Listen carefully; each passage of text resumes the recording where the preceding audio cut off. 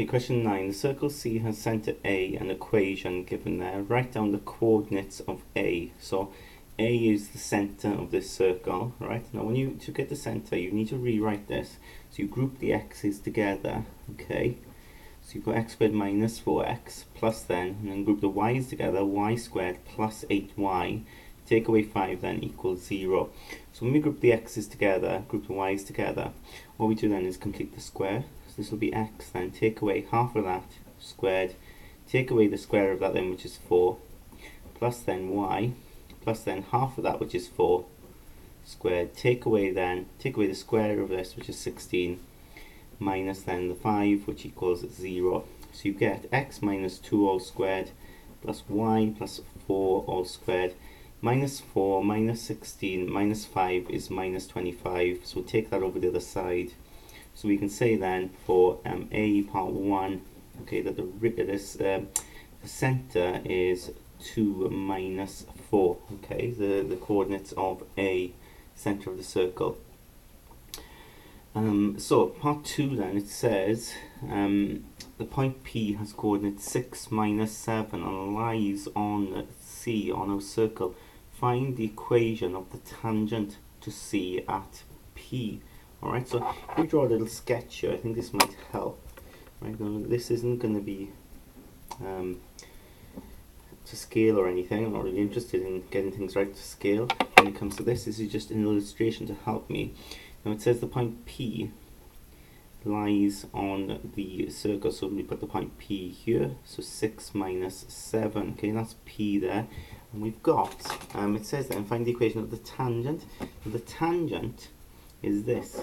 Tangent touches the circle at that particular point, okay. Now we want the equation. Now to get an equation, okay, the tangent, you need a point, okay, and the gradient, okay. Now we've got a point here, but to get the gradient we need to think. Now obviously this is just a sketch, right? It's not vertical. I've just drawn this just to help me see what's going on. What's interesting though is we know the centre of the circle. First part of the question asked us to work out the centre. What I can do is I can actually work out the gradient of this radius, okay. If I work out the gradient of the radius, right, that's going to help me work out the gradient of this tangent here, because of course we need to remember from circle theorems, tangent and a radius, they meet at 90 degrees, okay, they're perpendicular to each other.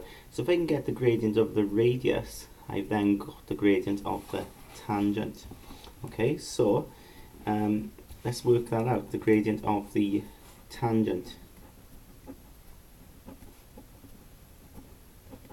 Okay, so that will be, if you remember, y2 minus y1 over x2 minus x1.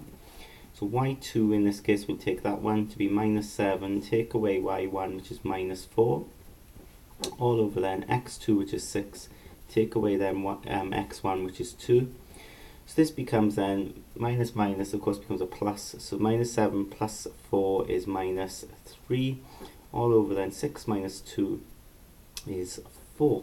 Okay, so we've got minus 3/4. Now that's the tangent. To get the gradient of the,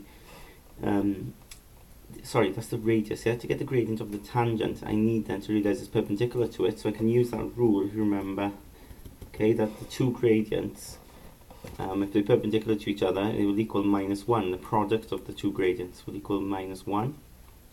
So, if I know the gradient of one, I can work out the gradient of the other, can't I? Right? So all I've got to do is minus 1 divide by that minus 3/4. Okay, so I've got your two minuses, so that will become a plus, and I've got a fraction on the bottom, so I flip it, so the 4 goes on the top, and I've got 4/3. So this will be the gradient of the tangent. Okay, so then when it comes to working out the equation, the tangent, I use my rule, y minus y1 equals mx minus x1. So that would be y, take away then the point, which is minus 7, equals then the gradient, which is 4/3, x minus then the x value, which is 6. So this then becomes y plus 7 equals 4/3 x minus 6. And then what I'll probably do then is I'll take that 3 up, So I'll do 3y plus 21 equals 4x minus 24. So I'm taking the 3 up and multiply through by the 4 here, and then I've got 3y equals 4x, okay, minus 45. Alright, and I'm done. I've worked out the equation of the tangent.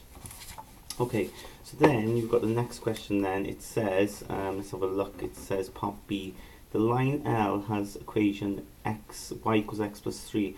Show that L and C do not intersect. Okay, show that L and C do not intersect. Well, what I need to do is just assume that they do intersect. Okay, this is a funny way around it, but if I've got the circle, okay, and I've got the line y equals x plus 3, let's solve them simultaneously and let's assume that they do intersect. So y will equal x plus 3. Okay, if they do intersect, the y values will be the same at the point of intersection. In other words, y will equal this line. Y will be x plus 3 at the point of intersection. So you'll have x squared plus, let's sub it in. So y is x plus 3, all squared, take away 4x, plus then 8 times y, and remember y is x plus 3, take away 5 equals 0. So let's solve this. X squared plus, well, 2 brackets here, yeah, take away 4x, multiply that out, so that'll be plus 8x plus 24, take away 5 equals 0. If we do FOIL here then, x squared plus x squared plus 3x plus 3x plus 9, take away 4x plus 8x, and then I can simplify, that's plus 19, isn't it, equals 0. So then we've got 2x squared plus 6x, take away 4x is 2x, plus 8x is 10x, and then plus 9 plus 19 is plus 28 equals 0. Now, we've got this to solve. If they don't intersect, we're not going to have any solutions here, okay? And that's important to remember that. Okay, you've got this quadratic here. We're not expecting to find solutions, so all we need to do is look at the discriminant, b squared minus 4ac, and hopefully it comes out as negative, which means there are no solutions. So that means the lines and curve do not intersect. So b is 10, so it'll be 10 squared, take away 4 times a, which is 2, times c, which is 28. Okay, so if we work that out, 10 squared, take away 4 times 2 times 28, and indeed, look, it comes out to be a negative 124. Okay, so we can say b squared minus 4ac is less than 0, therefore no solutions. Okay, there are no solutions, i.e. line and curve do not intersect.